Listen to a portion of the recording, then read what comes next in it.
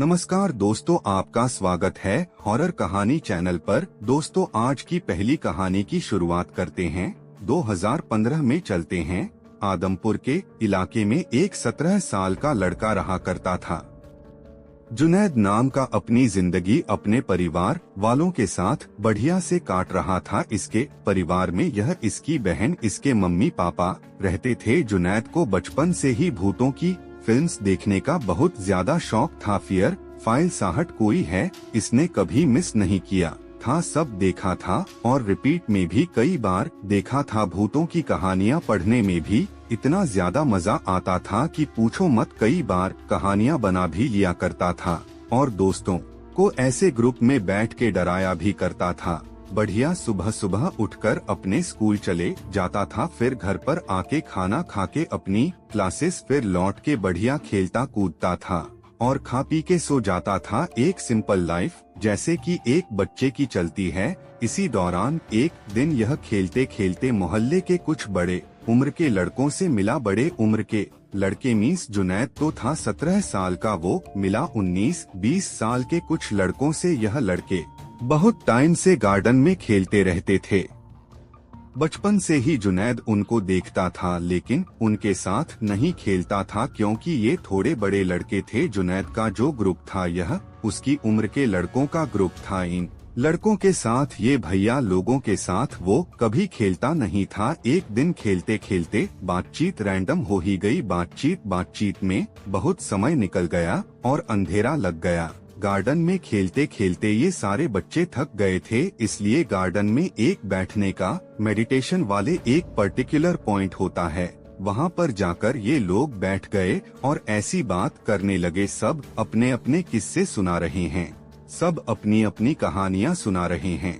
कहानी डिस्कस करते करते इनकी घड़ी पहुँच गई हॉरर में। और ज्यादातर टाइम ऐसा होता ही है जब कभी भी दोस्त लोग बैठ के ऐसे सुनसान इलाके में बात कर रहे होते हैं तो सुई घूम फिर के हॉरर में आती है। भले ही थोड़ी ही देर के लिए क्यों ना आए, तो इन लोगों की सुई भी आ गई। और यह तो जुनैद का फेवरेट टॉपिक था। बात करते करते वो जो ज्यादा उम्र के 3-4 भैया लोग थे ना, उनमें से एक लड़का क्या बोलता है कि यार, तुम लोगों को पता ही नहीं, जहाँ पर ये अपना एरिया खत्म होता है वहाँ पर थोड़ी आगे जाके एक बंगलो पड़ता है। तुम लोगों ने नोटिस किए हो वो बंगलो कई जमाने से खाली है, बिल्कुल सुनसान वरान पड़ा हुआ है। तो जो जुनैद के 2-3 दोस्त थे वो लोग बोलते हैं, हाँ भैया, हम लोगों ने देखे हैं, हम उस तरफ से कई बार आए गए हैं, तो हमने नोटिस भी किए हैं कि उस बंगलो के आसपास से बड़ी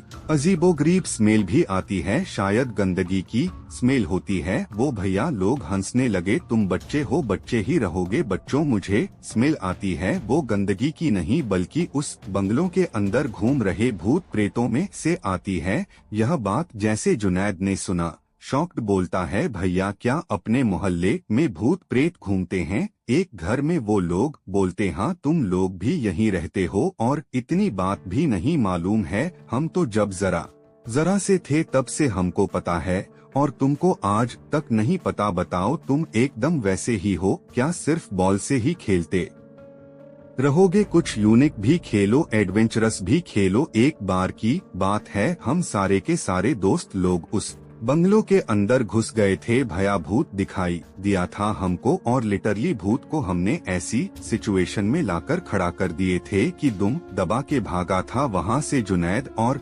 एक्साइटेड, भैया आपने भूतों को भगा है? कैसे भगाए, लेकिन क्या किए थे आप लोगों ने? भैया लोग बोलते हैं, अरे हम तुम लोगों को अपनी ट्रिक क्यों बताए, हम लोग बहुत डेरिंगबाज लोग हैं, हम यह सारी चीजों से नहीं डरते। इनफैक्ट जब कभी भी मौका मिलता है तो हमारे पास कुछ ऐसे डिवाइसेस भी हैं, वो डिवाइसेस लेके हम लोग ना घोस्ट को इन्वेस्टिगेट करने के लिए कहीं कहीं निकल जाते हैं। हम तो एक शमशान घाट, एक कब्रिस्तान में भी गए हुए थे दूर के इलाके में, अपने मुंबई से आउटर के इलाके में। यह सारी चीजें सुन के जुनैद बहुत ज्यादा एक्साइटेड हो गया थोड़ी सी। और फेंकमो भैया लोगों ने फेंक ही रहे थे ना, अरे 19-20 साल के लड़के क्या इतना कुछ कर लेंगे? अब 17 साल के लड़कों के सामने तो इतना फेंकें। ओब्वियसली कुछ लोगों की कुछ कुछ बच्चों की फेंकने की आदत होती है, तो फेंके अपनी हाईफाई, थोड़ा सा दोस्त जमाए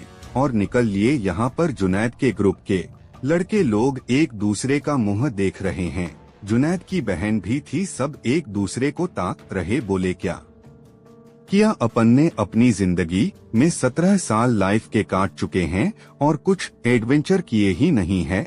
यह लोग यहीं बैठे बैठे प्लान बना लेते हैं। भाइयों एक काम करते हैं, अमावस की रात कुछ दिन बाद पड़ने वाली है, शायद 6-7 दिन बाद। हाँ, मेरी मम्मी तो ऐसी ही बता रही थी। जुनैद का एक दोस्त था ललित नाम का, वह बोलता है मेरी मम्मी ऐसी बता रही थी, अपन उसी अमावस की रात को चलेंगे उस बंगलों में। जुनैदी किसी से कुछ मत बोलना, अपन जाएंगे और कैमरा वाला कोई मोबाइल रख लेना। अब 2015 की कहानी है, तो इतना कैमरा वाला मोबाइल लोगों के पास होता नहीं था और ये तो बहुत छोटे बच्चे थे। तो ललित बोलता है कि एक जन कैमरे वाला मोबाइल रख लेना, जाएंगे साला वहाँ पर घूम घाम के पूरा वीडियो बनाएंगे और यह भैया लोगों को दिखाएंगे कि देखो आप तो नॉर्मल रात में घूमे होंगे, हम तो अमावस्या की डरावनी रात जैसी रात में उस बंगलों के अंदर घूम के आए हैं। भूतों से बातचीत भी किए, मौका पड़ गया तो भूत प्रेतों से बातचीत भी हो जाएगी, कोई एहसास दिला दी, मजा ही आ जाएगा, हम रातों रात वायरल हो जाएंगे।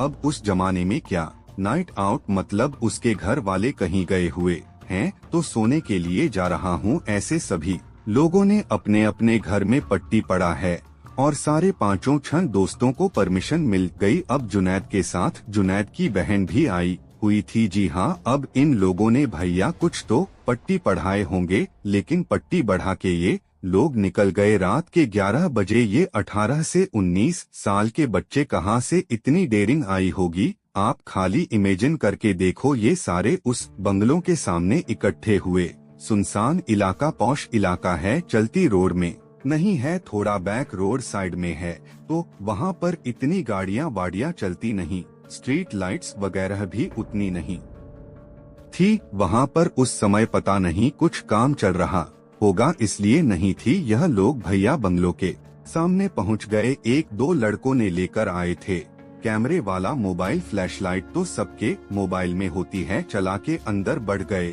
गेट बेट कूद के अंदर गए हैं। अब भैया जैसे ही जुनैद की बहन अंदर जाने ही वाली थी, गेट में चढ़ी ही थी कि पीछे से एक काला कुत्ता आके जोर जोर से इनके सामने रोने लगा। इसकी बहन डर गई, बोली कि मैंने सुनी है जुनैद, यह कुत्ते अगर ऐसे रोते हैं तो यह चेतावनी होती है कि जिस चीज के लिए भी तुम आगे बढ़ रहे हो मत बढ़ो, कुछ दुर्घटना हो सकती है।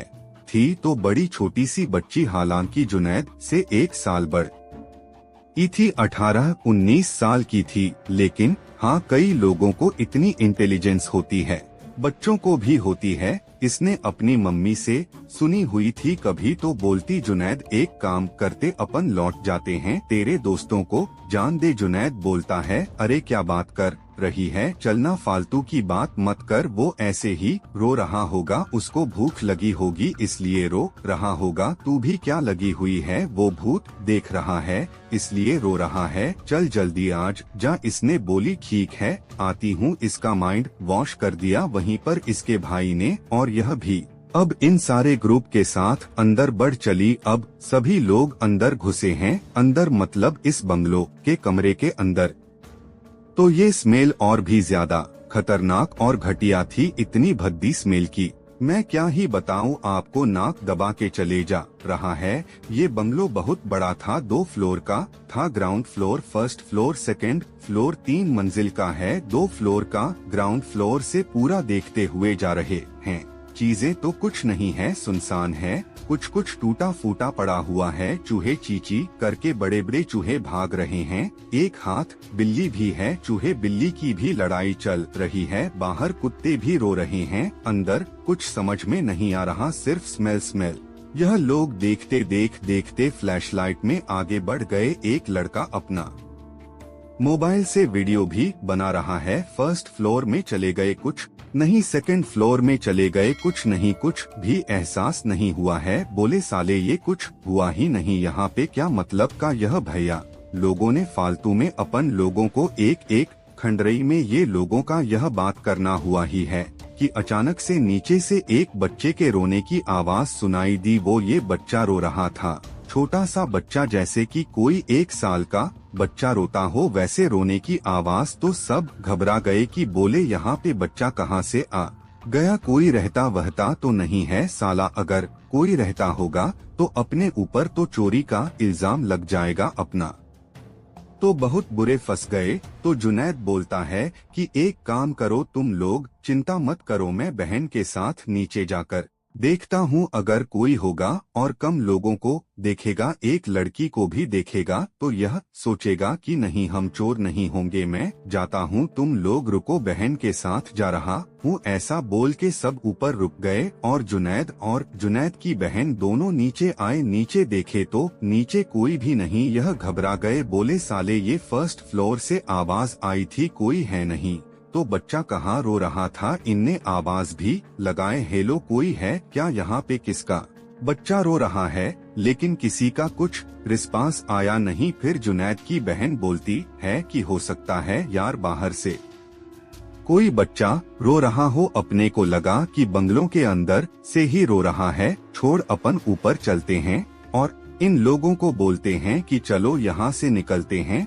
बहुत हो गया ये स्मेल और यह अजीब सी नेगेटिविटी, मुझे कुछ ठीक नहीं लग रहा है। कितने में यह लोग पलट के ऊपर जाने वाले हैं कि जुनैद की नजर पड़ती है अपने पीछे तरफ के एक रूम की तरफ। जी हाँ, जहाँ जुनैद और उसकी बहन खड़ी हुई थी उनके पीछे फर्स्ट फ्लोर में एक रूम था। पता नहीं क्यों जुनैद को उस रूम में जाने का बहुत मन कर रहा था। हल्की गर्मी का मौसम था, लेकिन उस रूम की तरफ से ठंडी ठंडी हवा का झोंका इस तरफ आ रहा था। जुनैद बोला यार वहाँ पे बहुत ठंडा ठंडा लग रहा है, और जुनैद को गर्मी से बहुत नफरत थी, ठंडी से एक अलग ही प्यार था, और वहाँ से हल्का हल्का ठंडा ठंडा आ रहा था, पसीना पसीना भी हो चुका था।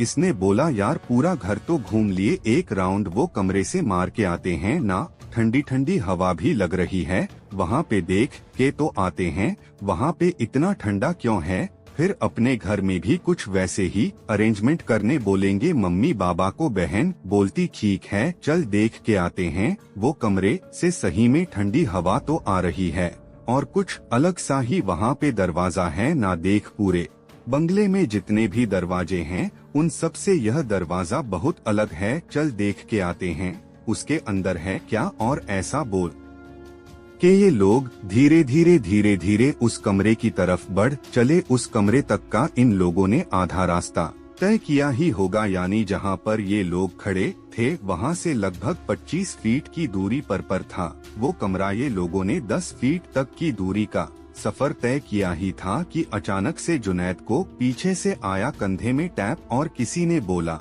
जुनैद ये इतनी जोर से डरा कि वहीं पर जम गया, और उसकी बहन भी रुकी कि अचानक से झटके में ऐसा क्यों रुका। बहन को बोलता है कि बहन तुझे भी पीछे से कुछ आवाज सुनाई दी क्या। बोलती है नहीं हो सकता है कोई आया होगा। ऐसे दोनों जैसे पलट कर देखते हैं तो क्या पाते हैं कि इनके पीछे से कोई जुब से दौड़ के भागा, लेकिन वह कौन था यह दिखाई नहीं दिया, और वह नीचे की तरफ भागा है, ग्राउंड फ्लोर की तरफ। उसने बोला रे छोड़ ना, अपने वालों में से कोई होगा और मजे ले रहा होगा, जाने दे, अपने उस कमरे की तरफ जाकर देखते हैं वहाँ पे है क्या। फिर से जुनैद ये दोनों कमरे की तरफ बढ़ चले, और जैसे ही ये लोग उस कमरे के दरवाजे तक पहुँचे हैं और उस दरवाजे को जो नॉब होता है ना, जिसको पकड़ के दरवाजा खोलते हैं, उसको पकड़े ही है, तो क्या पाए कि भाई वह नॉब ना बर्फ जैसा ठंडा है, इतना ठंडा कि उस ठंडक के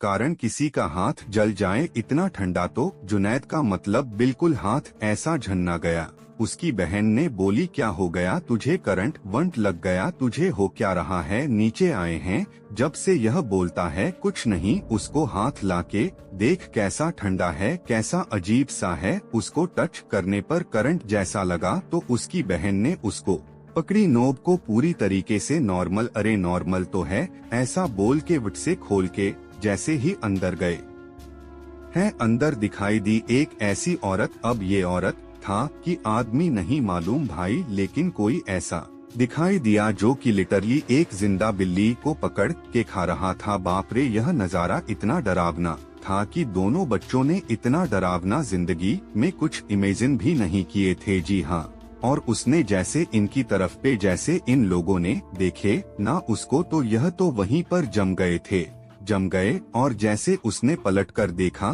तो उसका चेहरा इतना खौफनाक था, मुंह में पूरा वो लगा हुआ है, खमासस लगा हुआ है और बहुत डरावना। बाल कहीं कहीं से उखड़े हुए, एक आंख पूरी निकली हुई है। एक आंख है ही नहीं। दांत की बात करें तो दांत 2-3 नहीं दिख रहे, बाकी कोई दांत दिख नहीं रहे। चेहरा भी पूरा झुलसा हुआ। यह लोग लाके ऐसे भागे हैं और सारे दोस्तों को बोले भागो यहाँ से, जल्दी निकलो। सब दौड़ दौड़ के भागे गंदी तरीके से। अरे भाई, एक दो जो था ना, जो सबसे ज्यादा हीरो बन रहा था, ललित, जिसने इनके दिमाग में वो पॉइंट डाला था कि यहाँ पे चल के देखते हैं, वो तो क्या बोलूं मैं आपको, सेकंड फ्लोर में ना ऊपर से नीचे कूदा भैया। वहाँ पे नीचे थी रेत भेत, वो किस्मत से उसको ज्यादा कुछ हुआ नहीं। पैर में मोच आई, रेत का ढेर रखा हुआ था, क्योंकि वो बंगलों के जस्ट पीछे की तरफ एक और बंगलों का कंस्ट्रक्शन हो रहा था, तो वो रेत रखी हुई थी, तो उसके ऊपर कूद गया। वो सबसे ज्यादा डरा। और फिर यह लोग ऐसे भागे हैं ना कि जिंदगी में पहली और आखिरी बार मौका मिला है, बेटा भाग लो, नहीं भागे तो खेल खत्म। भाग के सब घर पर पहुँचे और घर वालों ने सबको देख के सब समझ गए कि क्या मैटर है। यह लोग कुछ तो भी ऐसा कांड करके आए, सबको सबके घर पर बहुत डांट पड़ी और आखिर में इन लोगों ने सच्चाई बता दी। फिर क्या था, कुछ दिनों तक यही कोई 20-25 दिनों तक सबका घर से बाहर निकलना बंद करा दिया गया कि शाम को कोई खेलने नहीं जाएगा, सिर्फ हो गया पढ़ाई। और फिर चीजें धीरे धीरे करके नॉर्मल हो ही गई। आज इस घटना को 8 साल बीत गए हैं, लेकिन आज भी जब भी जुनैद और उसकी बहन, यह 2 ही लोगों ने देखे थे, उस घटना को याद करते हैं ना तो सिहर से उठते हैं कि कितना डरावना था वो एक्सपीरियंस। क्या कुछ हो सकता था हमारे साथ उस रात को? वो कौन था? वो कोई इंसान ही था या कोई शैतान? इंसान कैसे रहा होगा? और इंसान भी था तो किस लेवल का इंसान था? वो क्या खा रहा था वो ऐसे बैठ के? और वो अचानक से झटके में कौन भाग के गया था? इस सवाल का जवाब तो इन लोगों को आज तक नहीं मिला कि वह बंगलो भूतिया था या नहीं, लेकिन जरूर यह पता चल गया कि वह इतनी डरावनी जगह थी कि आज इनसे कोई पूछे कि क्या तुमने कुछ डर को कहीं एक्सपीरियंस की हो कभी, तो ये लोग उसी जगह का नाम लेंगे। इस पूरी घटना की जानकारी मुझे किसी और ने नहीं बल्कि जुनैद ने दी। दोस्तों, आज बढ़ते हैं आज की दूसरी कहानी की ओर। आज से काफी साल पहले जब रुचिका की उम्र रही होगी, यही कोई 18 साल के आसपास की, और जानते हैं इस खौफनाक घटना की कहानी को। तो ऐसा था कि रुचिका बंगाल के एक छोटे से गांव में अपने पिताजी के साथ अपनी अच्छी खासी जिंदगी जी रही थी। यहाँ पर सिर्फ यह और इनके पिताजी ही अपने परिवार में थे और इनके अलावा इनके परिवार में कोई और नहीं था। उनके पिताजी रुचिका से बहुत प्यार करते थे और कभी भी माँ की कमी महसूस होने ही नहीं दिए थे। कभी कभी क्या होता था ना कि रात बेरात रुचिका के पिताजी अपने खेतों में पानी डालने के लिए चले जाया करते थे, तो उन्हें बहुत चिंता होती थी अपने घर पर अपने बेटी की कि यार ठीक होगी कि नहीं, सही सलामत होगी कि नहीं, क्योंकि दिन में तो वो जितना भी काम करते थे, बाहर रहते थे, उन्हें उतनी टेंशन नहीं रहती थी क्योंकि दिन का चल जाता है, लेकिन रात बरात उन्हें अपनी बेटी की बहुत चिंता लगी रहती थी। इसलिए अपने घर का ना जो आंगन था, वहाँ पे एक मेन गेट लगा हुआ था, उसमें ताला मार के जरूर वो बाहर जाया करते थे कि कोई भी ऐसा गड़बड़ इंसान घर पर ना पहुंच जाए और बेटी के साथ कुछ गड़बड़ी ना हो जाए। ऐसी एक दिन की बात है, भैया रुचिका के पिताजी अपने खेत में काम करने के लिए कुछ गए हुए थे रात के वक्त, क्योंकि उस समय ना इनके गांव में बहुत चोरी ओरी की वारदात हो रही थी। खेत में जितने भी लोगों के अनाज फल यह सब लगे हुए हैं, कुछ भी लगा हुआ है ना, तो चोर चोरी करके ले जा ले रहे हैं और उसको बेच दे रहे हैं अपने हिसाब से। तो इसलिए कुछ देखरेख के काम की वजह से उसके पिताजी ने आंगन में लगे हुए लोहे के गेट में ताला मारे और रुचिका को बोले कि चिंता मत करना, मैं थोड़ी ही देर में घर पहुंच जाऊंगा, तू आराम से खाना खाकर सो जा, मैं आके खा लूंगा। रुचिका ने बोली ठीक है पापा, आप चले जाओ। दरअसल इन लोगों का जो खेत था इनके घर से 4 से 6 किलोमीटर की दूरी पर था। जी हाँ, थोड़े आउटर इलाके में इनका खेत था। वह अपनी साइकिल उठाए और खेत की तरफ पड़ गए। पिताजी के जाने के ठीक 25 मिनट बाद से रुचिका को पूरी बॉडी में कपक पहाड़ से महसूस होने लगी। वह बहुत कांपने लगी, मतलब हल्की हल्की गर्मी का ही मौसम था, ठंड का मौसम नहीं था। गर्मी आने लगी थी, मतलब फरवरी वगैरह का टाइम रहा होगा, तो इसको इतनी ठंड कैसे लग रही है इसको समझ में नहीं आ रहा था। फिर इसने ऐसा खुद का हाथ वाथ पकड़ के देखी तो यह पाई कि इसको बहुत तेज फीवर हो गया है।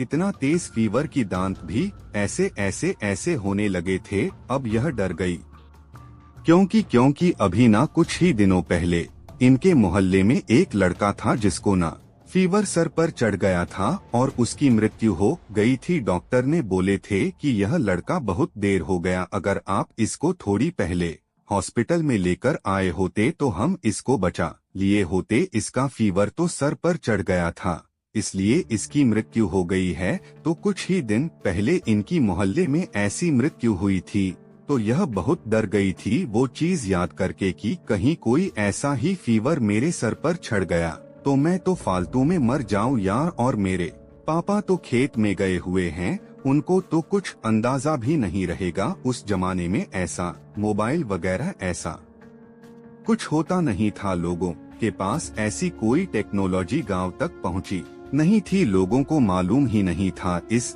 टेक्नोलॉजी के बारे में जो आज के टाइम पे इतना इजी हो गया है। तो इसने सोची कि यार थोड़ी देर और देखती हूँ, पापा नहीं आए ना तो मैं खुद ही हॉस्पिटल चले जाऊंगी। हमारे गांव से थोड़ी ही आगे एक सरकारी अस्पताल पड़ता है, वहां पर जाकर चेकअप करा लूंगी, वो 24 घंटे खुला रहता है। अब भैया आधे घंटे बीत गए, 1 घंटे बीत गए, पिताजी का कुछ अता पता नहीं, वह आने का कोई आसार ही समझ में नहीं आ रहा है। तो इसने सोची कि यार अब मुझे चले जाना चाहिए, क्योंकि मेरा फीवर और बढ़ता जा रहा है। अगर बाय चांस ऐसा हो गया, पिताजी तो ताला मार के गए हैं, वह वैसे भी टेंशन फ्री है, बाय चांस ऐसा हो गया कि पिताजी रात में आए ही नहीं, तो फिर मैं कैसा करूंगी। हो सकता है कि पिताजी खेत में ही रुक जाए, हमारे फार्म हाउस में ही खटिया डाल के सो जाएं, और सुबह सुबह यह सोचकर वह गए हो मैं चिंता ना करूं, इसलिए मुझे यह बोले हो कि मैं थोड़ी देर में आ जाऊंगा।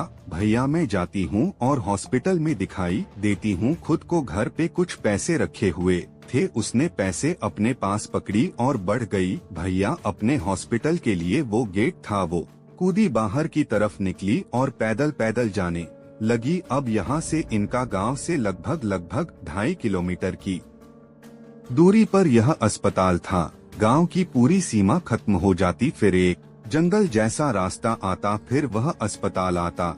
2.5 किलोमीटर का सफर तय करने के बाद जब यह पैदल पैदल उस अस्पताल के सामने पहुंची, तो क्या पाई है, आज अस्पताल बंद है। कैसे बंद, इसको बिल्कुल भी समझ में नहीं आया। नॉर्मली सरकारी अस्पताल तो ऐसे बंद नहीं रहते हैं। वो बड़ी मुंह उतार के कांपते हुए लौटने लगी कि अचानक से जो अस्पताल में काम करने साफ सफाई करने वाला जो कर्मचारी होता है वह उसको दिखाई दिया। उसने बोला कि भैया यह अस्पताल आज बंद है क्या। इसने बोला कि हाँ, दरअसल आज कुछ तो भी ऐसी सरकारी कुछ मीटिंग हो गई थी सारे डॉक्टर्स की, इस वजह से वह बाहर शहर की तरफ गए हुए हैं, तो आप कल आकर दिखा दो, आज तो आपको कोई ट्रीटमेंट नहीं मिल पाएगा। इसको बड़ी टेंशन हो गई। फिर यह मुंह उतार के घर की तरफ बढ़ने लगी कि अचानक से वो पीछे वाला आदमी क्या कहता है कि अगर आपकी तबीयत थोड़ी ज्यादा खराब है तो मैं बता दूं, थोड़ी आगे जाके जो लेफ्ट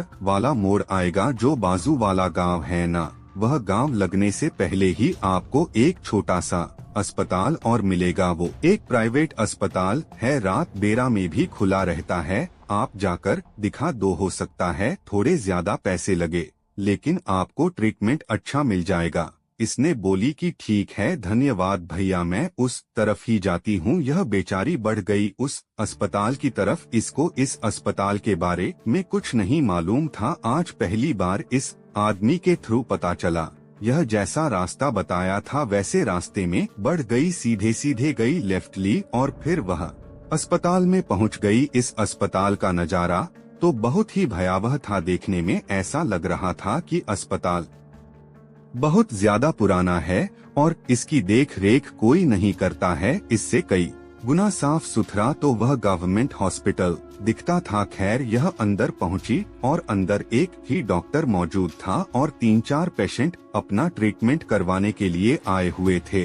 यह भी कुर्सी में बैठ गई, उसने लोगों का ट्रीटमेंट किया और फिर जब इसका नंबर आया तो डॉक्टर ने कह दिया कि सुनिए सुनिए सुनिए, अब जो कोई भी बाय चांस बचे हुए हैं, हम कह दे कि हमको अर्जेंट में निकलना पड़ रहा है, हम ट्रीटमेंट अभी नहीं कर पाएंगे। तो ये टेंशन में आ गई कि यार मैं इतनी देर से बैठी हुई हूँ, पता नहीं पापा भी घर पर आ गए होंगे, उनको टेंशन देकर मैं घर से निकली हुई हूँ, तो यह तो गड़बड़ हो जाएगा। उसने बोली सर प्लीज मुझे कोई दवाई बता दीजिए, मुझे बहुत तेज फीवर लग रहा है।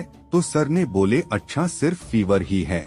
तो इसने बोली हाँ सिर्फ फीवर ही है। डॉक्टर साहब ने एक इंजेक्शन लगा दिया, इसको अंदर ले जा। और फिर जब यह बाहर घर की तरफ लौटने लगी ना, तो यहाँ पर साफ सफाई करने वाली एक औरत थी, बूढ़ी औरत। इसको रोकते हुए क्या कहती है कि बेटा सुन सुन, डॉक्टर साहब तो जा रहे हैं, अस्पताल में सिर्फ मैं रहूंगी, भलाई के लिए बोल रही हूँ, तू घर मत जा, तू रुक जा। इसने बोली कि क्यों नहीं जाऊं आंटी, मेरे घर पर पापा आ गए होंगे और पापा को बिल्कुल भी आइडिया नहीं है कि मैं ऐसे अस्पताल के लिए निकली हुई हूँ, मेरी तबीयत खराब है, उनको बहुत चिंता हो रही होगी। तो वो बोलती है कि नहीं बेटा, तू वो इस गांव की है ना, वो गांव के बारे में मुझे पता है, यहाँ से उस गांव के रास्ते में कुछ ठीक माहौल नहीं रहता है। रात के वक्त कहते हैं लोग कि उस रास्ते में ना भूत भटकते हैं। यह बोलती कि नहीं आंटी ऐसा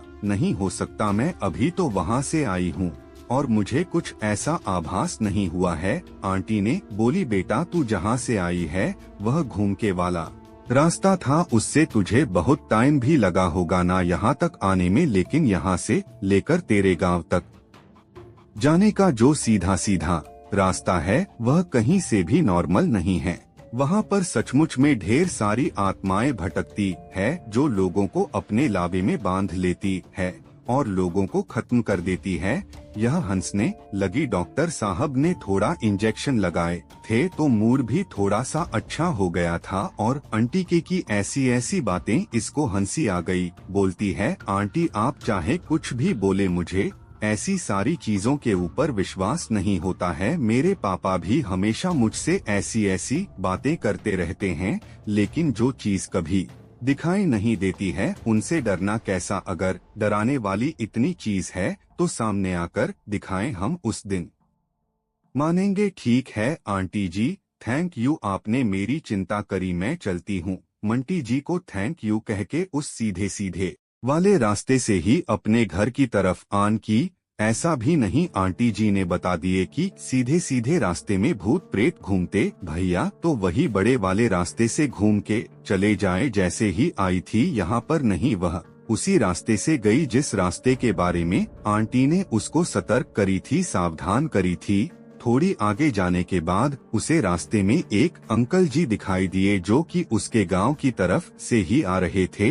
यह अंकल जी कौन थे इसको पता नहीं, लेकिन इसको रोक कर कहते हैं बिटिया तू इस रास्ते से अपने की तरफ क्यों जा रही है, तुझे इस रास्ते के बारे में कुछ पता नहीं है क्या, आते आते तुझे किसी ने सतर्क नहीं किया क्या। यह बोलती है अंकल मुझे सतर्क तो किए आंटी ने, लेकिन आप भी तो यहीं से आ रहे हैं ना, तो फिर मैं क्यों ना आओ, ऐसी चीजें सिर्फ लड़कियों के लिए क्यों होती है? आप क्यों टेंशन लेते हैं? अंकल कुछ नहीं होता, छोड़िए ना, मुझे जाने दीजिए। अंकल बोलते हैं, बेटा सोच ले एक बार, और अभी मेरा भी पाला 4-5 भूत से पड़ चुका है इस रास्ते में।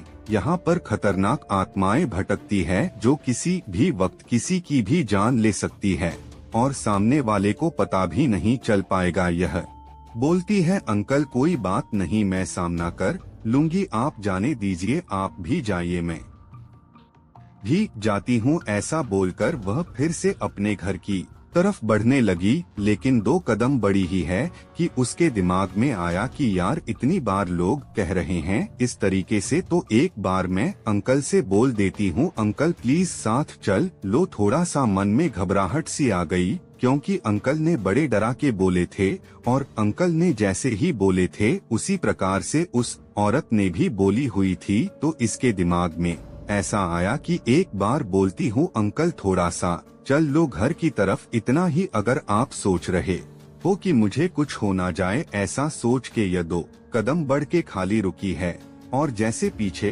पलटी है, ना पीछे कोई भी नहीं, लिट दूर दूर तक किसी भी इंसान का कोई नामो निशान नहीं। ऊपर से उल्लू की चिल्लाने की आवाज सुनाई दे रही है और दूर कहीं भेड़ी जोर जोर से रो भी रहे हैं। यह आवाजें, ये सिर्फ 2 जानवरों की आवाजें, भेड़िया की और उल्लू की आवाजें, यह माहौल को बहुत ही ज्यादा डरावना बनाने के लिए बहुत काफी थी। इसने सोची कि भाड़ में जाए वह, अंकल भाड़ में जाए यह डरावना माहौल। अब मैं जल्दी घर के लिए निकलती हूँ और रुकूंगा। जल्दी अपने घर की तरफ बढ़ा ली। थोड़ी आगे जाने के बाद एक तालाब पड़ता राइट साइड में, यह जो सीधे चल रही है ना, इसके राइट साइड में एक तालाब आया। वह तालाब में ना किसी की डुबकी मारने जैसी आवाज सुनाई थी। यह घबरा गई कि इतनी रात गए ऐसे सुनसान रास्ते के तालाब में कौन डुबकी मार रहा है। उस जमाने में ऐसे कोई स्ट्रीट लाइट वगैरह भी नहीं लगे रहते थे भैया, लेकिन आज की थोड़ी सी चांदनी रात थी, इसीलिए यह देख पा रही थी आसपास के नज़ारे। तो इसने तालाब की तरफ नजर घुमाकर देखी तो क्या पाई है कि तालाब में कोई तो भी गिरा या डुबकी मारा है, क्योंकि पानी प्रॉपरली हिल रहा है और बिल्कुल किनारे में एक औरत खड़ी हुई है। यही कोई 3032 साल की साड़ी पहन के प्रॉपर और पानी की तरफ देखकर रो रही है। इसको थोड़ा अजीब सा लगा कि अरे कौन औरत है और पानी में कोई गिरगला तो नहीं गया है। उसका इसको तैरना आता था, इसलिए इसने सोची कि मैं जाकर थोड़ी सी मदद कर देती हूँ। वैसे यह रास्ता ठीक नहीं है, इस रास्ते के बारे में 2 लोगों ने सतर्क किए हैं और यहाँ पर यह औरत भी है जिसका कोई शायद पानी में गिर गया है। मुझे तैरना आता है, मैं मदद कर देती हूँ। यह सोचकर यह उस औरत की तरफ, उस तालाब की तरफ बढ़ी है कि वह औरत इसकी तरफ टर्न करी। यह औरत दिखने में पूरी तरह से नॉर्मल थी। यह उस औरत से आवाज लाख कुछ बोलने ही वाली थी कि औरत इसको देखते पीछे हुई और पीछे बाम से तालाब में गिरी। अब यह देख के बिल्कुल हक्की बक्की रह गई कि अरे पहले तो शायद कोई और गिरा पानी में, उसके चक्कर में औरत रो रही थी, अब ये औरत खुद गिर गई है। यह भागते तालाब के पास पहुंची कि मैं मदद कर दूंगी। तालाब में यह पैर रखने वाली थी, उतरने ही वाली थी कि झटके से झुप से कोई ऊपर आया। यह ऊपर देखिए क्या देखती है वो औरत, ऐसा हाथ फैला के बड़ी बड़ी आंखें करके हवा में उड़ते हुए इसको बड़ी घूर के देख रही है। कुछ इस प्रकार की आवाज निकाल रही है जैसे कि एक भूखा जानवर निकालता हो। वह औरत हवा में उड़ रही थी, खौफनाक दिखाई दे रही थी, एक भूखे जानवर जैसे आवाज निकाल रही थी।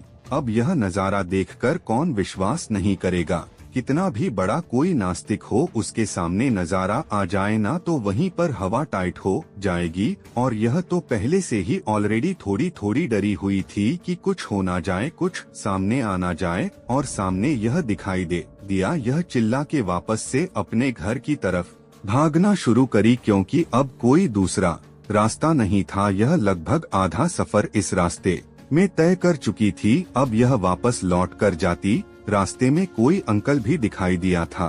रास्ते में कोई और भी दिखाई दे देता, यह लौट के जाती तो बहुत बड़ा रिस्क हो जाता, इसलिए यह वापस से अपने घर की तरफ भागना शुरू करी है। थोड़ी आगे भागते भागते पहुंची तो क्या पाती है कि एक पेड़ है बरगद का। बरगद के पेड़ की डालियां मोटी मोटी रहती है। भागते भागते क्या पाई कि सामने वाला बरगद का पेड़ हिल रहा है। अब यह डर गई कि भैया ना हवा चल रही है, ना कोई तूफान, ना कोई भूकंप, सामने का पेड़ ये हिल कैसा रहा है। हिलते हिलते इसने नजर डाली पेड़ के ऊपर की तरफ। एक डाल में लिटरली दो आदमी बैठे हुए हैं। एक आदमी का आधा शरीर जला हुआ दिखाई दे रहा है, एक आदमी के पैर है ही नहीं, और जिसके पैर नहीं है उसने अपने हाथ में एक लालटेन लेकर रखा हुआ है। उसी लालटेन से यह दोनों आदमियों की शक्ल और पूरा होलिया दिख रहा है। यह देख के समझ गई कि जो ऐसे बैठे हुए हैं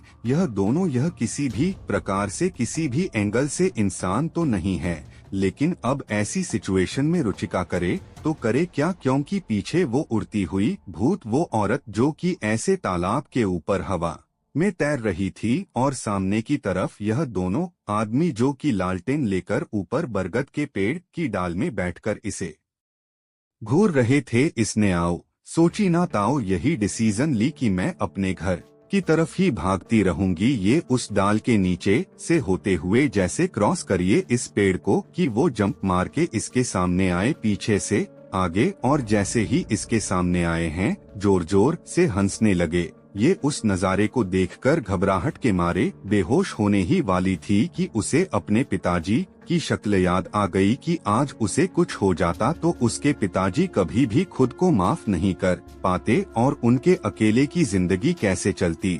इसलिए उसने खुद को पेड़ को पकड़ के संभाली और भगवान को याद करी है, और फिर वापस से तेज से घर की तरफ भागना शुरू करी है। लिटरली यह तीनों आत्माएं कहे भूत कहे या जो भी थे, लुटेरे थे, जो भी थे भैया, इसके पीछे भाग रहे हैं। यह भाग रही है, वह भाग रहे हैं। थोड़ी देर भागने के बाद यह लिटरली अपनी गांव की सीमा के अंदर प्रवेश करी है। इसी गांव की सीमा में ना रात में पता नहीं क्यों मसाले जलाकर रखी जाती थी। पता नहीं क्यों, जो भी रीजन होगा, गांव की सीमा में ना ऐसा एक द्वार जैसा बना हुआ था, सीमेंट का एक ऐसा प्रॉपरली एंट्री गेट जैसा, वहां पर मसाले जलाकर रखी जाती थी। पता नहीं आज की यह मसाले इतनी देर तक कैसे जल रही थी। हो सकता है कि किसी ने ऐसी जला के चले गया होगा।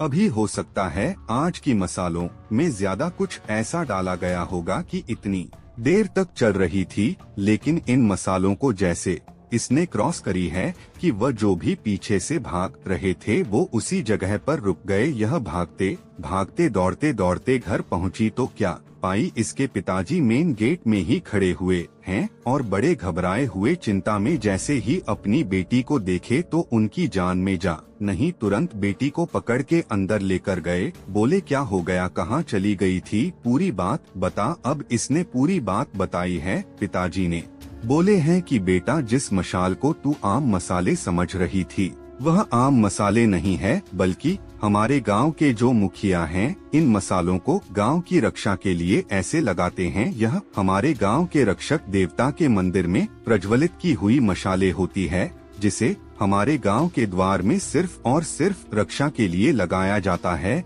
कि कोई बुरी एंटिटी, कोई मुसीबत हमारे गांव में प्रवेश ना कर सके। आज उन्हीं दो मसालों ने तेरी जान बचाई है। हमारे गांव के रक्षक देवता ने उन आत्माओं से तेरी जान बचाई है। यह तो भैया वहाँ पर ऐसी हो गई कि इसको काटो तो खून नहीं, यह सिचुएशन हो गई थी। बस यह पानी वानी पी और सो गई है। इसके बुखार में कोई आराम नहीं मिला, उल्टा और थोड़ा सा बढ़ गया। 1 महीने तक यह डर में बुखार में जूझी है। इलाज चल रहा था, दवाई चल रही थी, सब कुछ। लेकिन फिर यह जैसे ही ठीक हुई ना तो इसके पिताजी ने इसका रिश्ता ढूंढ के फटाफट शादी करा दिए, क्योंकि वह रिस्क नहीं लेना चाहते थे कि उनकी लड़की के ऊपर किसी की आत्मा की ऐसी नजर पड़े और उनकी लड़की कुछ ऐसा हो जाए। इसलिए उन्होंने फटाफट अपनी लड़की की शादी करा के सेफली इस गांव से बहुत दूर भेज दिए और अपनी जिंदगी भी अच्छे से जीने लगे। और लड़की की जिंदगी तो ऑलरेडी अच्छे से अब चलेगी ही। इनकी शादी के बाद काफी साल बीत गए और अभी से कुछ दिनों पहले रुचिका जी ने अपने भांजे को, जी हाँ अपने पति के भांजे को, मतलब इनका भी भांजा हुआ। दोस्तों मैं उम्मीद करता हूँ कि आपको आज की दोनों कहानियाँ जरूर पसंद आया होगा। तो वीडियो को लाइक करके, चैनल पर नए हो तो सब्सक्राइब करें। धन्यवाद।